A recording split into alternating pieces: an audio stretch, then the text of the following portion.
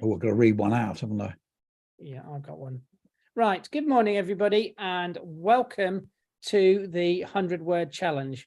We're because it was half term for us last week, we've completely lost the plot this morning in getting ourselves organized, but we're finally here and live and online. So if you're with us,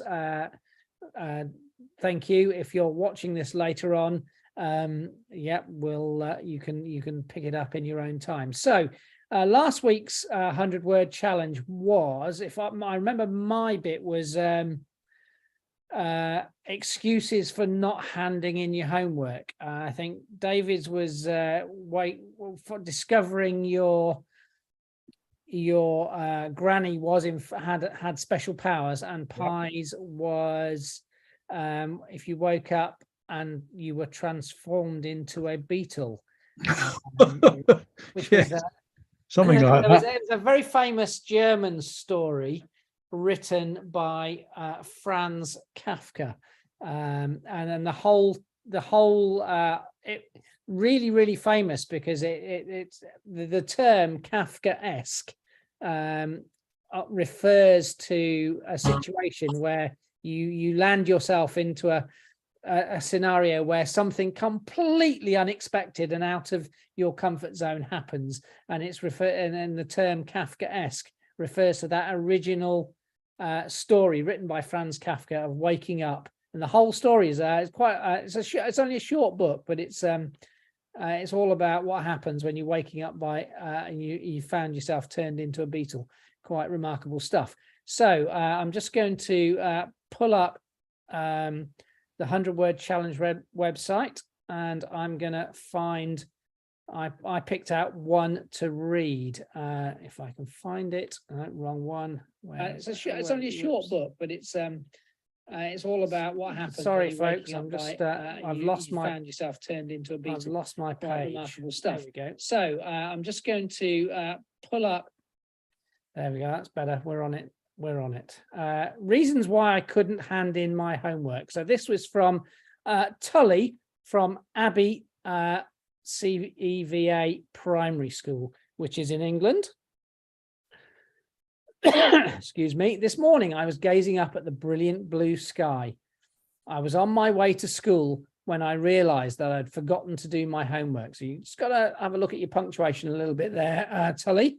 So I came up with some crazy and ridiculous ideas to make my teachers and friends laugh so I don't get into trouble. My TV turned evil and it popped out this terrible monster that causes chaos and loves to eat paper. So that was excuse one. My dad lit the fire, and without more fuel, like my homework sheets, my whole family were going to freeze to death, which I thought was an excellent excuse. And my bike came to life last night and went rolling over my homework, leaving marks on it. So I tried to wash it off swiftly. After all of that, my teacher said to me, my homework was not due until tomorrow. Whoops. So I really liked the little bit at the end. So you'd spent all that time dreaming up all those terrible excuses, and your homework wasn't due until the next day. So you're going to have to go back and do it anyway. So that was really good, Tully. I like that. It was a good piece. Pie, have you got one, or David? Yeah, I do. I thought there were a lot of. I like some of the titles. The Man Who Woke Up as an Animal. There's something about that title, or My Experience of Being a Bug, or there's a great one about becoming a raccoon, which I thought was. He realizes he's a raccoon. I began chewing my fingers to realize they were black, white, and furry. Bare for a day. Don't look down. There's some really good titles and good ideas. The one I've chosen is this one, and it's by Sasha from Ireland. Beep, beep, beep. My alarm was ringing. It was time to get up for school. I rolled onto my side and got out of bed. Ah! I screamed as I fell from my bed. What the heck? It felt like I'd fallen from a 10-story building. I looked up at my bed. Since when was it so big? Looking around my room, I noticed that everything was mega size. It was all so strange. I called for my mum. No reply. I was worrying. I looked down at my hands to pearly white paws. I scurried over to my mirror, only to see a mouse in the reflection. That's excellent. Very good, that one. I really like that. It was just the sort of, it all happens without them realizing. And Yeah. she's leaving the reader to guess from the clues. I particularly like the bit where the appeared a pearly white paws. Yes, that was And then used yeah. rather than ran over to the mirror, I scurried scurried. over to the mirror. I thought it was clever. That was a good, My good scurry. piece of- Yeah, it was well written, and just like you, it's when I hit the pearly white paws, I thought, that's really clever. It's really good. Yes, So yes. good one. What about you, David? Have you found any? Yes, I've got one here. Mine was the finding out your granny was super nan or super gran. So I found one here, and this is from Rebecca in Northern Ireland at St Cecilia's College. And the title, it got me straight away. The title is Snazzy Nan. So here we go. Today, I just found out that my own granny is super nan. I didn't know. How did I not know this? Why didn't my own granny tell me this fantastic information? I already loved my nan, but now I love her even more. She is such a cool nan. I just thought she was the ordinary, loving, caring nan, but now she's the coolest nan ever. OMG. Can she? Would she? Granny, I said. Yes, Rebecca, she replied. Can you take me out on one of your fantastic super nan adventures? There was a sudden silence. That's it. I love it. Yeah, really good. Yeah, I love it. I love the ending. There was Yeah. a sudden silence. Dun, dun, dun. It's interesting reading these, John, because what everyone does is they sort of abandon most of what they've been taught in school. So there's no sort of literary flourishes. They just go for the heart of the text, which I think is quite refreshing, gives you that directness. So, yeah, some good ones last week. What have you got for us this week, John? Well, mine, I'm going to ask you to imagine that the Martians have landed. They don't have to be Martians. They could be Saturnians or Mercurians or even Plutonians or something.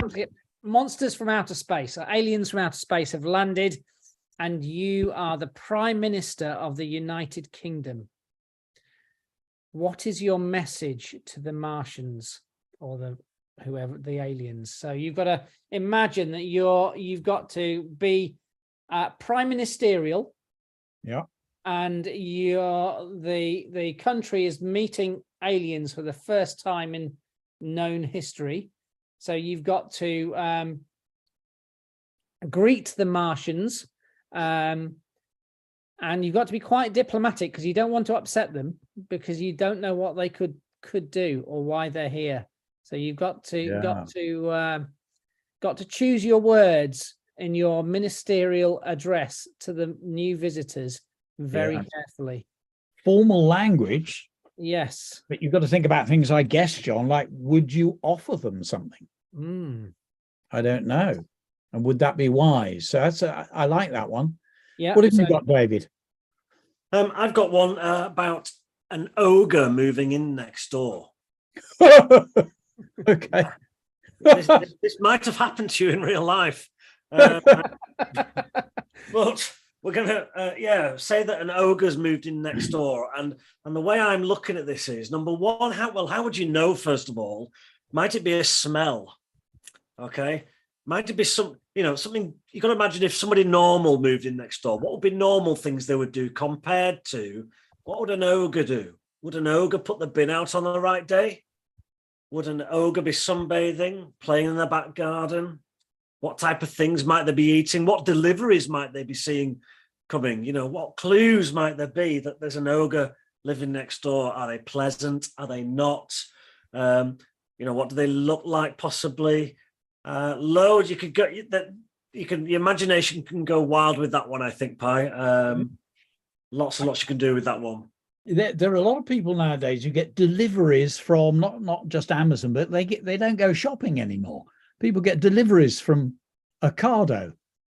Well, yes. Other supermarkets and delivery services are available. But when you were talking, I was thinking, if if Ocado came twice a day and was delivering sort of vast quantities of meat, that might be the first clue that something odd was happening next door. I mean, sort of rumbling of snoring, and I don't know. It's a really interesting one. Pie's on a keto diet or something. I don't know. Yeah. My one I've thought about last night, because last night was the BAFTAs, and the BAFTAs are our equivalent of the Oscars. It's where filmmakers, they choose the best film, best actor, best actress, etc. And I had an idea years ago when I was teaching. Brian Moses and I used to work together, and Brian's a poet and goes into schools. We had this idea we would hold a false award ceremony in assembly, because there were certain children who we felt should be awarded for things like total idleness. So you'd get an Oscar for complete idleness, or the worst handwriting in school. So all sorts of things. So I wonder, and at these ceremonies, of course, you have to give an acceptance speech in which you thank people. I would like to thank whoever, my mum, so what would your acceptance speech be for the Oscar that you get granted, and what would you be granted your Oscar for? I think nowadays I would be up for an Oscar. I reckon I could do pretty well. If there was an Oscar for being a couch potato, I think I would probably win it. I spend a lot of time lounging on the couch watching TV in charge of the remote control. I am an expert at that. Well, I'd definitely get an Oscar for prevarication, Pie.